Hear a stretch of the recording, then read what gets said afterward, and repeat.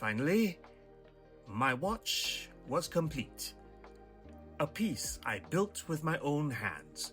Okay, maybe not quite a master watchmaker yet, but at least a certificate holder.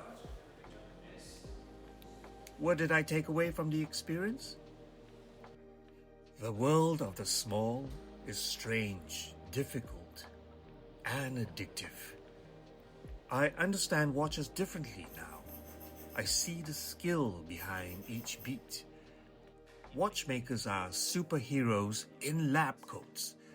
Their work? It's almost spiritual. The teacher matters.